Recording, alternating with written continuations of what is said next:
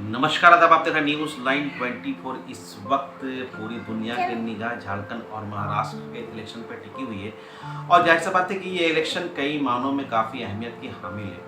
अब रही झारखंड की बात, तो झारखंड पे भी सबकी निगाह टिकी हुई है और इस इलेक्शन को कई एंगल से देखा जा रहा है। और अगर झारखंड की बात की जाए तो वहीं पर एक सीट है मधुपुर की, जो काफ़ी हॉट सीट बनी हुई है। और इस बार अगर मधुपुर की बात की जाए तो इस बार जेएमएम ने अपने ही मंत्री और सिटिंग एमएलए हफीजुल हसन पे यकीन दिखाया और उन्होंने इस बार फिर टिकट दिया है। और अगर दूसरी तरफ बात की जाए तो दूसरी तरफ बीजेपी ने गंगा नारायण सिंह को अपना उम्मीदवार बनाया, चूँकि आजसू से उन लोगों का गठबंधन हो गया है। और ये जो है बाई इलेक्शन में हम लोग देख रहे थे कि गंगा नारायण सिंह और हफीजुल हसन के दरमियान काफ़ी ज़बरदस्त टक्कर देखने को मिली और वहाँ से थोड़ी सी मार्जिन 5000 वोट से जेएमएम कामयाब हो गए। लेकिन उसका असर हम लोग को लोकसभा इलेक्शन में उतना दिखाई नहीं दिया। लोकसभा इलेक्शन में हफीजुल हसन काफ़ी ठीक ठाक करते हुए दिखाई दिए और वहाँ से जो लोकसभा सीटें, जो गोड्डा क्षेत्र का इलाका है, वहाँ से निशिकांत दुबे 17000 वोट से पिछड़े। तो कुल मिलाकर ये कहा जा सकता है कि ये सीट हॉट सीट बनी हुई है और सीधा मुकाबला इन दोनों के दरमियान है।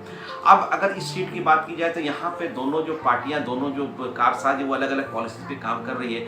अगर आप बात करोगे बीजेपी की, तो बीजेपी में कहीं ना कहीं मधुपुर का जब अगर जिक्र आएगा तो राज परिवार का जिक्र आएगा और राज परिवार का काफ़ी वर्चस्व है। वो उनका समीकरण काफ़ी अच्छा है, कद्दावर नेता जाने जाते हैं। और ऐसा लग रहा था कि यहाँ से राज परिवार को पार्टी टिकट देगी, लेकिन उनका टिकट कट जाने की वजह कर से वो नाराज़ चल रहे हैं और ऐसा क्यास करा लग रहा था कि वो इंडिपेंडेंस खड़े होंगे, लेकिन कहना पार्टी ने उनको मना लिया है और वो इंडिपेंडेंस खड़े नहीं होंगे। लेकिन वो पार्टी को कितना नुकसान पहुँचाएंगे ये तो आने वाले दिनों में देखने को मिलेगा।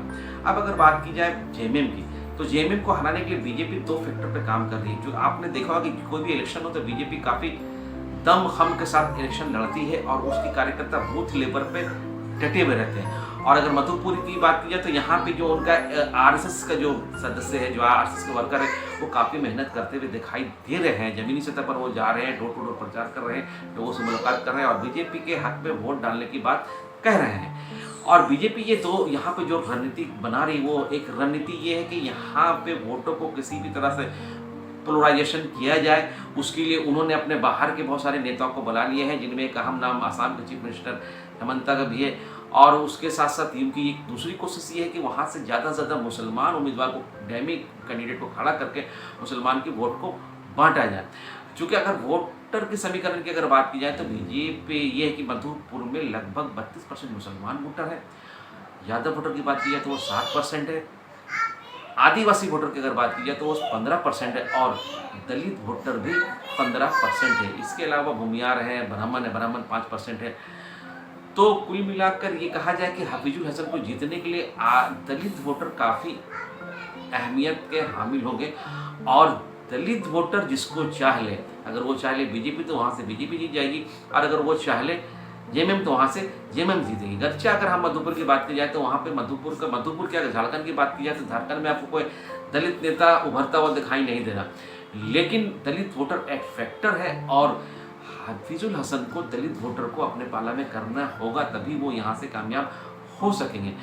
और अगर रणनीति की बात की जाए तो रणनीति ये है कि बीजेपी भी अपनी प्रचार प्रसार के पास काफ़ी फोकस कर रही है। 28 तारीख को दोनों कैंडिडेट का नॉमिनेशन है, उस दिन देखना है दोनों पार्टी काफ़ी दमखम लगाएगी, काफ़ी भीड़ भाड़ से नॉमिनेशन करेगी। लेकिन बाकी जो कैंडिडेट खड़ा हुए हैं वो ये कि वो वोट काटने के तौर पर खड़े हुए या कहीं ना कहीं कुछ इंडिपेंडेंस कैंडिडेट को बीजेपी खड़ा कर रही है, या फिर अगर ये कहा जाए बीएसपी ने कैंडिडेट को खड़ा कर दिया तो बीएसपी का उसका कोई आधार नहीं है और बीएसपी वहाँ पे मधुपुर में इस पोजीशन में नहीं वो किसी को हरा सके। हाँ, ये तय है कि वो कितना वोट काट पाएगी वो देखना है। तो हफीजुल हसन को हराने के लिए बीजेपी 2 रणनीति पे काम कर रही है। पहला रणनीति ये है कि वो ज़्यादा से ज़्यादा वोटों को पोलराइजेशन करें और दूसरी है कि मुसलमान कैंडिडेट को खड़ा करके उस पर सेंध मारी करें। और इधर अगर बात की जाए जेएमएम की, इंडिया अलायंस की, तो इंडिया अलायंस की भी काफ़ी तैयारी ज़बरदस्त चल रही है। वो भी काफ़ी सक्रिय होकर बूथ लेवल प्रचार प्रसार कर रहे हैं। उनके जितने अलायंस है काफ़ी एक्टिव है। कांग्रेस भी काफ़ी मेहनत कर रहे हैं और ये कहा जा रहा है कि अच्छे नेता कांग्रेस के मधुपुर में प्रचार प्रसार के लिए आएंगे। अब ये कहा जा सकता है कि मधुपुर का जो ये हॉट सीट है या सीधा मुकाबला जेएमएम और बीजेपी के दरमियान है। बाकी जो कैंडिडेट खड़ा हुए हैं उनका कोई खास असर नहीं है। अब ये देखना है कि पार्टी कुल मिलाकर कैसे चलती है, वहाँ पे कौन जीतती कौन हारती है, ये तो आने वाले 23 तारीख को पता चलेगा।